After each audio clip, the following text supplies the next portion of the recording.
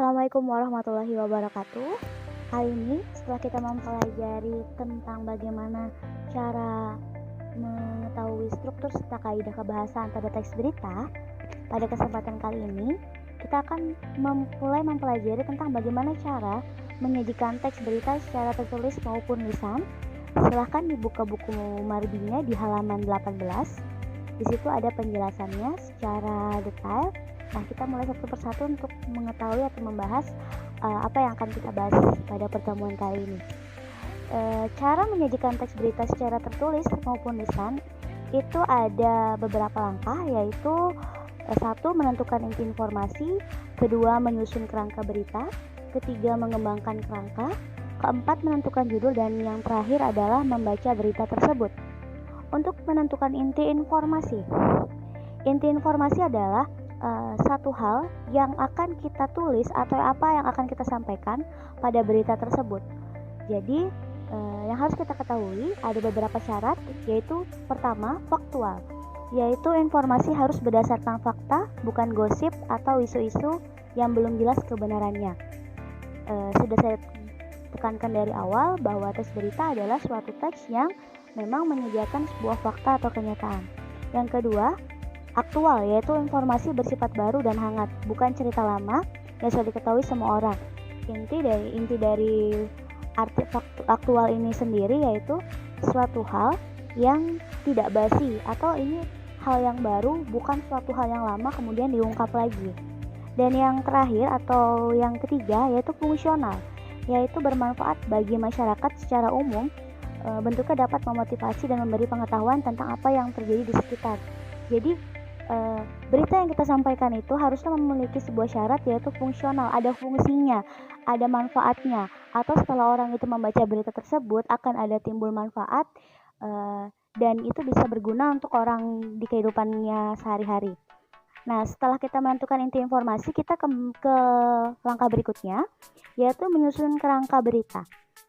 Kerangka berita itu adalah apa saja yang akan kita tulis atau apa saja yang akan kita buat di dalam berita tersebut.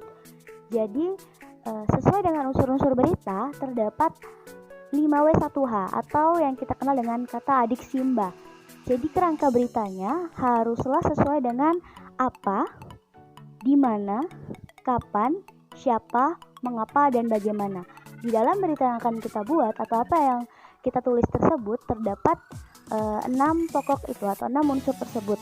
Jadi sebelum membuat berita, hendaklah membuat kerangkanya terlebih dahulu dengan mencari adik simbanya. Yang ketiga, mengembangkan kerangka. Mengembangkan kerangka adalah bagaimana kita mengembangkan 6 unsur tersebut menjadi sebuah teks berita. Di sini kita menggunakan segitiga terbalik. Segitiga terbalik itu adalah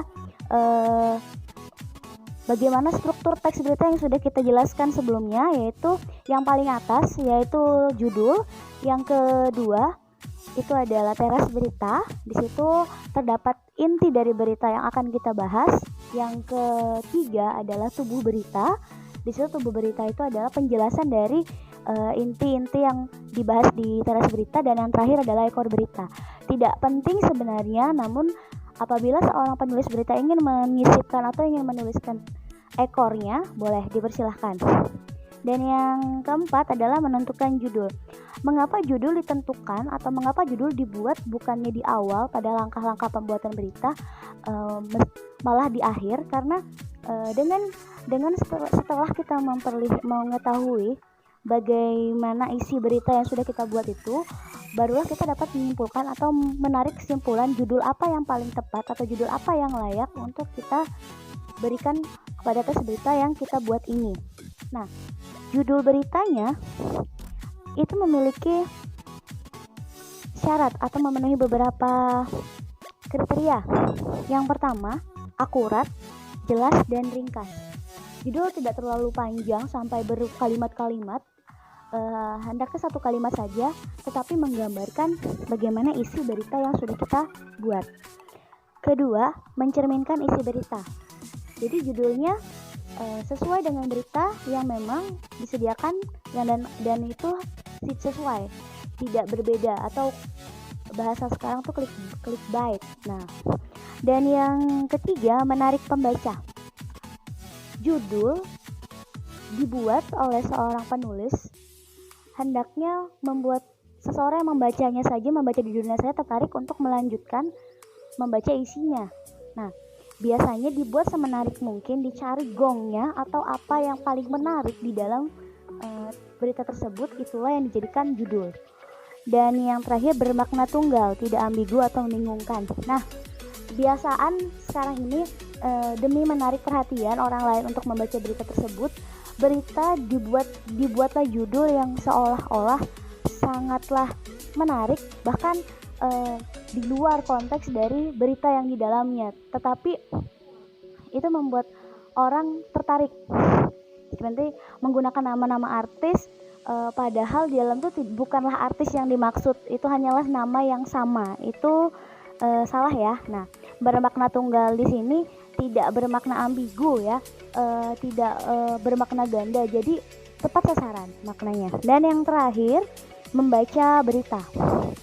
Nah, setelah kalian membuat teks, kalian dipersilakan untuk membaca beritanya.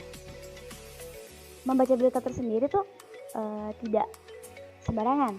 Ada intonasi, bagaimana nadanya, bagaimana pelafalan a, i, u, e, o-nya, lalu bagaimana jedanya. Setiap pembaca itu pasti ada jeda, bagaimana di saat spasi jedanya seperti apa, lalu di saat titik bagaimana jedanya, tarik nafasnya, serta vokalnya.